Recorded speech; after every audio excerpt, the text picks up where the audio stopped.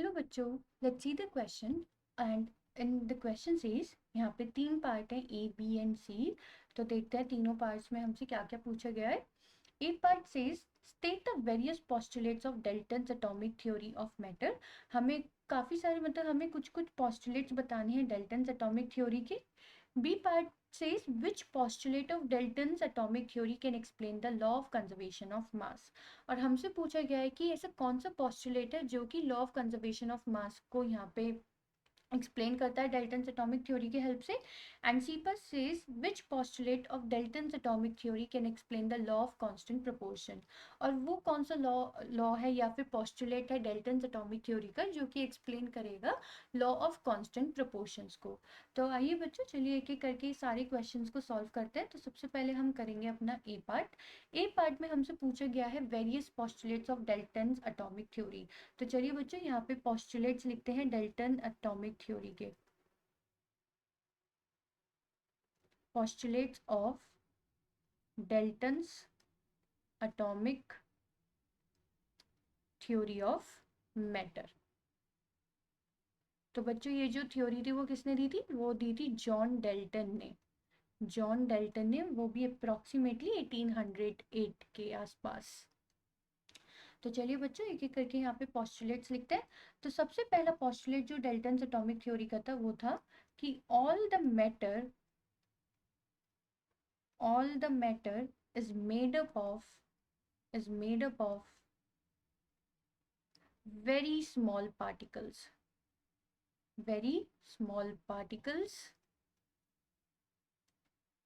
called as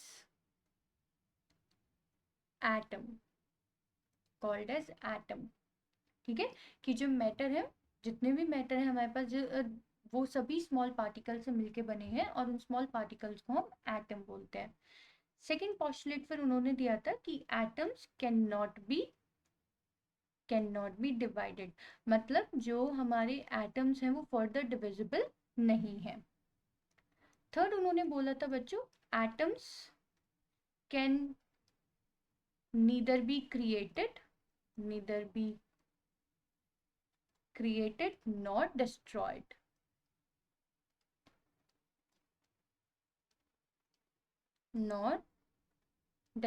मतलब कि बच्चों, एटम ना तो हम क्रिएट कर सकते हैं, ना ही हम एटम को डिस्ट्रॉय कर सकते हैं। नेक्स्ट पोस्टुलेट उन्होंने बोला था बच्चों, all the atoms of a given element are identical in every respect।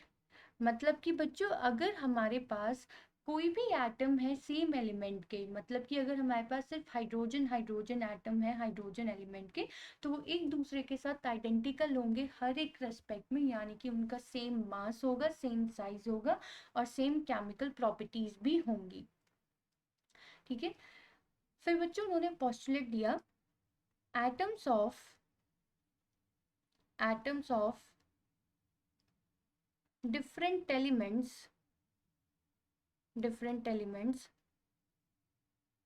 differ in mass, size and chemical properties।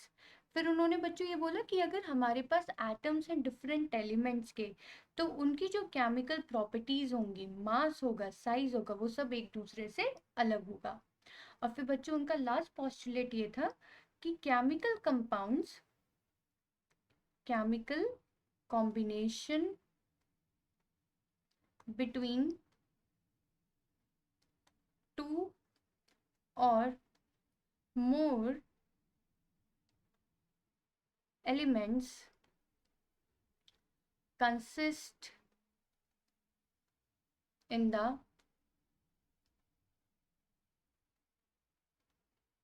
joining together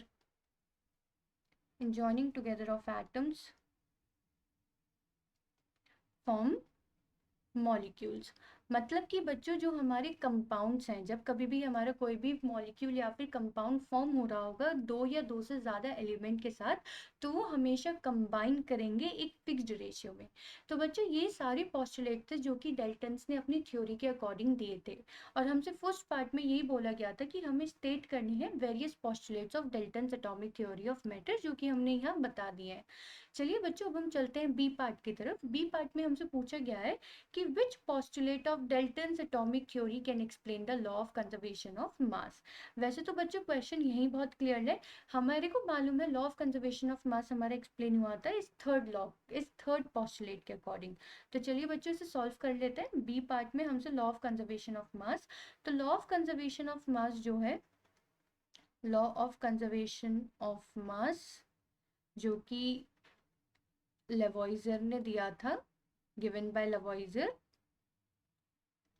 वो क्या कहता है, वो कहता है कि matter can neither be created, neither be created nor destroyed,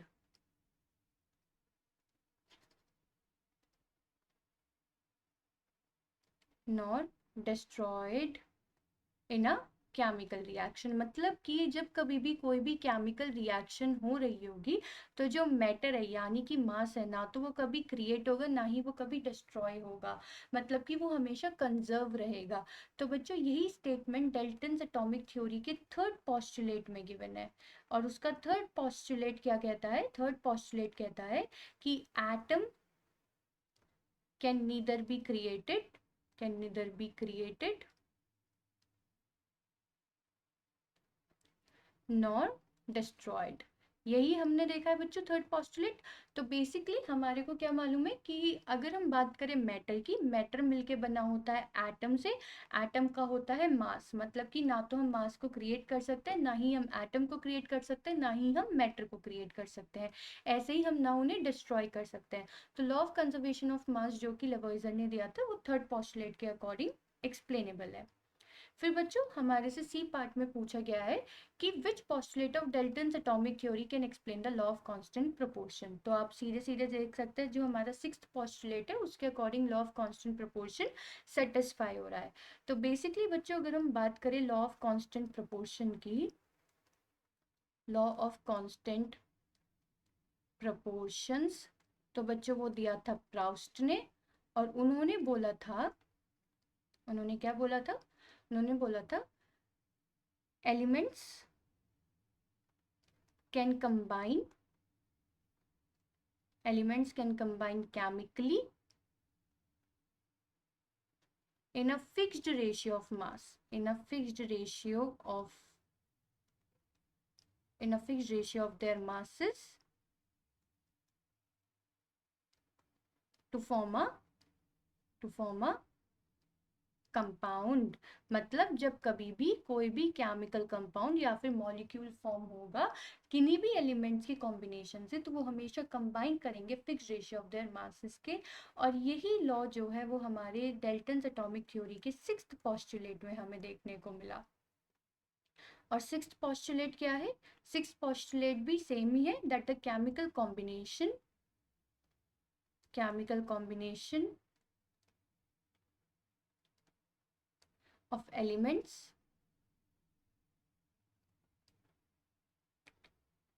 results in the formation of